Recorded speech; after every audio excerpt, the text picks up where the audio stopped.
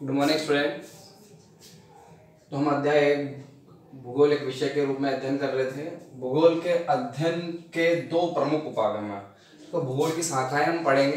तो उससे पहले हम बात करते हैं कि भूगोल का जो अध्ययन करने की जो विधि है, अध्ययन करने के जो तरीके हैं, दो प्रकार से भूगोल का अध्ययन किया जाता है। भूगोल के दो प्रमुख उपागम है, एक तो है विषय वस्तुगत उपागम या क्रमबद्ध भूगोल, एक हम बोलेंगे प्रादेशिक भूगोल। दो प्रकार से हम बांटते हैं, विषय वस्तुगत उपागम या क्रमबद्ध भूगोल या प्रादेशिक भूगोल। इस प्रकार से दो प्रकार से हम बांटकर अध्ययन करते हैं। भूगोल के अध्ययन को दो उपागम यानी दो विधियों के माध्यम से हम पढ़ते हैं। पहला है विषय वस्तुगत उपागम, क्रमबद्ध उपागम। इसके जो जनक है वो है अलेक्जेंडर वॉन हम्बोल्ट।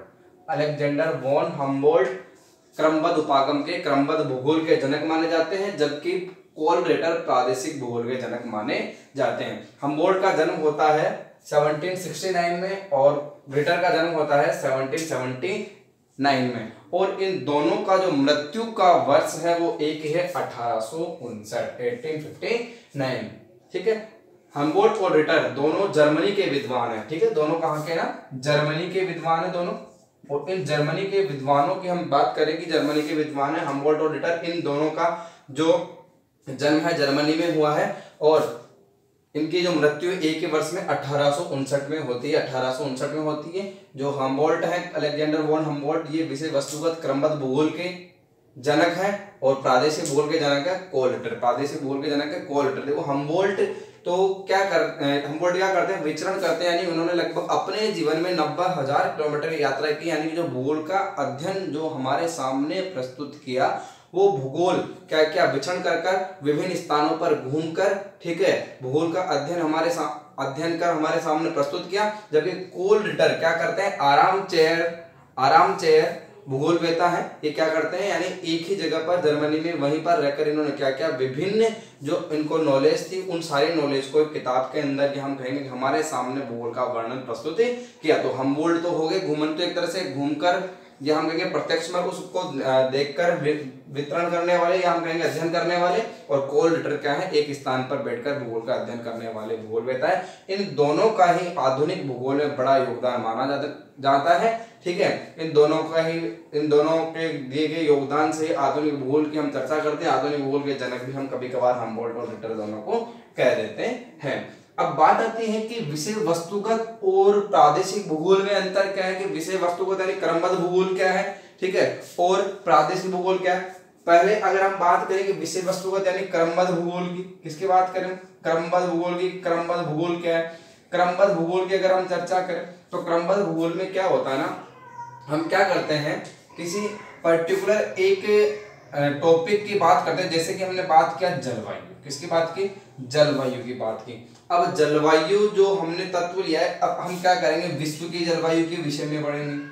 ठीक है, विश्व के जलवायु के विषय में पढ़ते पढ़ते हम विभिन्न महाद्वीपों की बातें करेंगे। महाद्वीपों की बात करके हम विभिन्न देशों की चर्चा करेंगे। विभिन्न देशों की चर्चा करें, हम उनके राज्यों की चर्चा करेंगे। अलग अलग स्थानों, अनेक क्षेत्रों की हम क्या करेंगे, इसमें चर्चा करेंगे। और सबका जो अध्ययन का बिंदु है वो क्या होगा, जलवायु होगा। यानी सारे स्थानों की हम चर्चा करेंगे जलवायु के संदर्भ में। इस प्रकार का जो अध्ययन होता है विषय वस्तुगत या क्रमबद्ध अध्ययन होता है। जबकि प्रादेशिक भूगोल की अगर हम चर्चा करेंगे, प्रादेशिक भूगोल में हम क्या करते हैं, तो प्रादेशिक भूगोल में देखो हम क्या करेंगे कि पर्टिकुलर एक प्रदेश की बात करेंगे, एक रीजन की बात करेंगे। जैसे कि ए रीजन है, या हम चर्चा कर लें कि कोई फ्रांस हमने लिया, अब फ्रांस की हम जलवायु के विषय में पढ़ेंगे।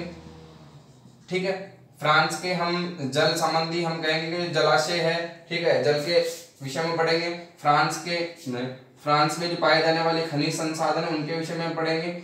फ्रांस में पाए जाने वाले परिवहन की सुविधाएं हैं उनके विषय में पढ़ेंगे। अलग अलग प्रकार से हम क्या करेंगे, हमने क्या लिया, एक क्षेत्र लिया, एक प्रदेश लिया, और उसके विभिन्न तत्वों का, भौगोलिक तत्वों का जब हम अध्ययन कर रहे हैं तो उस प्रकार के अध्ययन को तो हम कहेंगे प्रादेशिक भूगोल। इस प्रकार के अध्ययन को क्या कहेंगे ना, प्रादेशिक भूगोल कहेंगे। और जबकि क्रमबद्ध भूगोल क्या होता है, एक हमने पर्टिकुलर क्या लिया, भूगोल का तत्व लिया है, और उस तत्व के सहारे हम विभिन्न प्रदेशों का अध्ययन करते हैं। उस तत्व का अध्ययन हम कैसे करते हैं, विभिन्न प्रदेशों में अध्ययन करते हैं, तो इसे हम कहते हैं क्रमबद्ध भूगोल।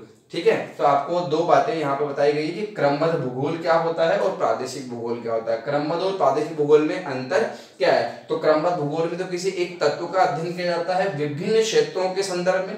एक तत्व का अध्ययन कर रहे हैं हम विभिन्न क्षेत्रों के संदर्भ में, जबकि प्रादेशिक भूगोल में क्या जाता है, एक किसी प्रदेश का अध्ययन किया जाता है, उस प्रदेश के विभिन्न तत्वों की हम बात करते हैं, उनकी विभिन्न विशेषताओं की हम चर्चा करते हैं, उनका अध्ययन हम करते हैं किसमें, प्रादेशिक भूगोल में, जिसके जनक है कोल रिटर और क्रमबद्ध भूगोल के जनक है अलेक्जेंडर वॉन हम्बोल्ट। क्लियर।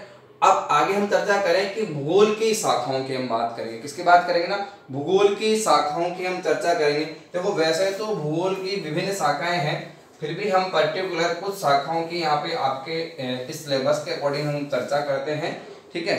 जो भूगोल की जो शाखाएं हैं, भूगोल को मुख्यतया जो क्रमबद्ध उपमन के आधार, दो प्रकार से हम पढ़ेंगे, विषय वस्तुगत उपमन का यानी कि प्रादेशिक उपमन के आधार पर और क्रमबद्ध उपमन के आधार पर। जो क्रमबद्ध उपगमन के आधार पर अगर हम भूगोल को विभाजित करें तो हमारे सामने दो पहलू आते हैं, भौतिक भूगोल और मानव भूगोल। क्या बात करते हैं, भौतिक भूगोल और मानव भूगोल की बात करते हैं। तो भौतिक भूगोल के जनक तो हमने पहले पढ़ा है पोसिडोनियस, और मानव भूगोल के जनक कौन है, रेडजेनर। भौतिक भूगोल के जनक कौन है, पोसिडोनियस। मानव भूगोल के जनक कौन है, रेडजेनर। भौतिक भूगोल क्या है कि भूगोल की वह शाखा जिसमें हम विभिन्न प्रकार के उच्चावचों, विभिन्न प्रकार के भौतिक अवयवों जैसे पर्वत, पहाड़, मैदान, जल इत्यादि का हम अध्ययन करते हैं, जलवायु इत्यादि का अध्ययन करते हैं, उसे भौतिक भूगोल कहते हैं। और मानव भूगोल क्या है कि मानव प्रकृति एवं पर्यावरण के मध्य संबंधों का अध्ययन मानव भूगोल कहलाता है।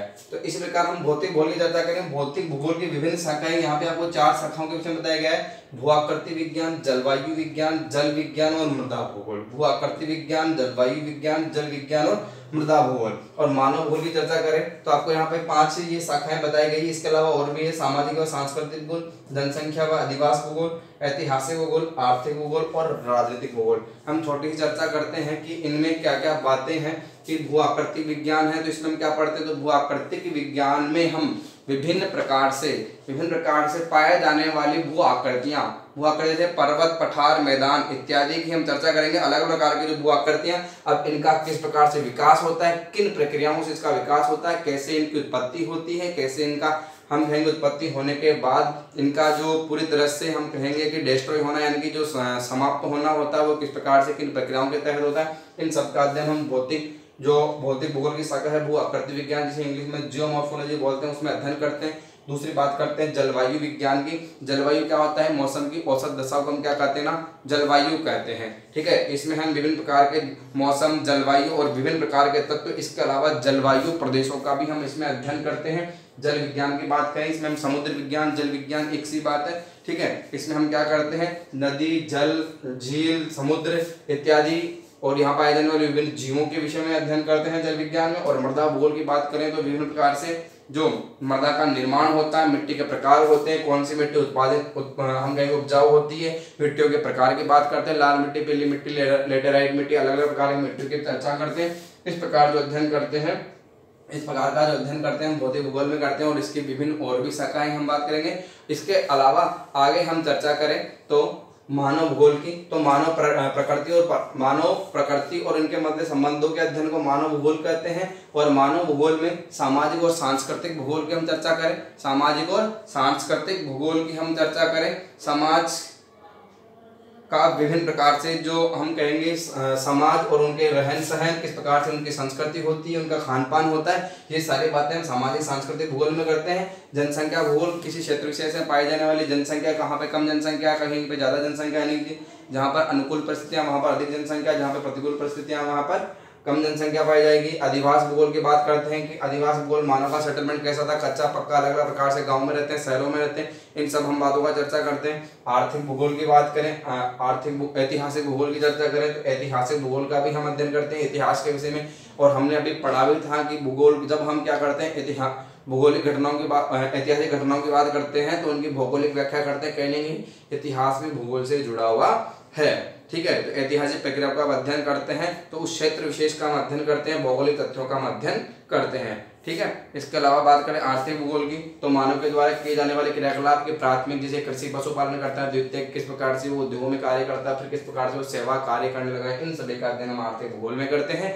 और फिर राजनीतिक भूगोल की अगर हम चर्चा करें तो राजनीतिक भूगोल के अंतर्गत हम क्या करते हैं, किसी देश की विभिन्न सीमाओं की बात करते हैं, इनके मध्य भूविन्यासिक, निर्वाचन क्षेत्र, परिसीमन, ये इत्यादि सब निर्धारित करने में क्या होता है, भूगोल काम में आता है। इस प्रकार से हम क्या करते हैं, भूगोल की विभिन्न शाखाओं की चर्चा करते हैं। तो ये हो गए भूगोल की विभिन्न शाखाएं। इसके अलावा अगर हम बात करें कि इनके मध्य जो भौतिक भूगोल और मानव भूगोल है, इनमें क्या पाया जाता है, अंतरापृष्ठ पाया जाता है, यानी कि आपस में संबंध पाया जाता है। क्या पाया जाता है ना, अंतरापृष्ठ पाया जाता है। इनमें क्या पाया जाता है, अंतरापृष्ठ। अंतरापृष्ठ का मतलब आपस में जो संबंध पाया जाता है उनकी हम चर्चा करते हैं कि क्या इनमें संबंध पाए जाते हैं, इनकी हम बात करते हैं, ठीक है। और इस अंतरापृष्ठ के आधार पर, क्योंकि हमने पढ़ा था कि भूगोल की एक शाखा स्वतंत्र नहीं है, ये क्या करती है, जब भी हम एक भूगोल की शाखा का अध्ययन करते हैं तो दूसरी किसी न किसी प्रकार से उसके अध्ययन करने में सहायता करती है। अगर हम इस प्रकार से बात करें अंतरापृष्ठ करके, तो इनकी अंतरापृष्ठ होने के बाद और भी शाखाएं हमारे सामने आती हैं। जैसे कि बात करें जीव भूगोल की, ठीक है। अंतरापृष्ठ के बाद इनमें जो संबंध पाए जाते हैं उनके बाद अगर हम बात करें, ठीक है, तो जैव भूगोल, उसके अलावा वनस्पति भूगोल,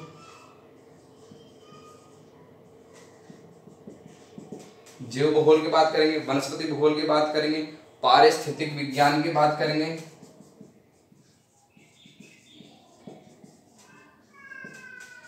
पारिस्थितिक विज्ञान की बात करेंगे और पर्यावरण भूगोल की बात करेंगे, पर्यावरण भूगोल।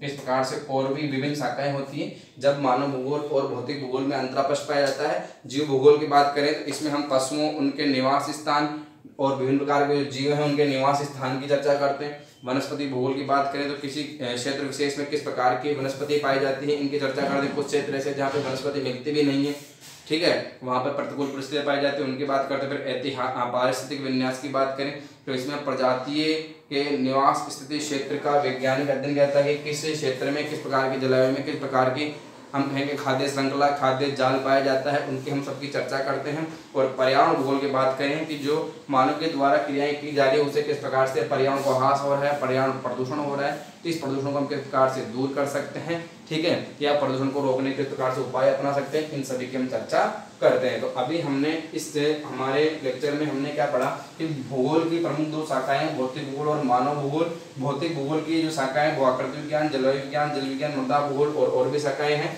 और इसके अलावा जो मानव भूगोल की जो शाखाएं हैं, सामाजिक, सांस्कृतिक, जनसंख्या, आदिवासी भूगोल, ऐतिहासिक भूगोल, आर्थिक भूगोल और राजनीतिक भूगोल। और इनके मध्य जो अंतरापृष्ठ जो एक दूसरे से संबंध पाया जाता है उससे हम विभिन्न प्रकार से और भूगोल की शाखाओं का उद्गम होता है, जैसे कि जीव भूगोल, वनस्पति भूगोल, पारिस्थितिक विज्ञान और पर्यावरण भूगोल, ठीक है।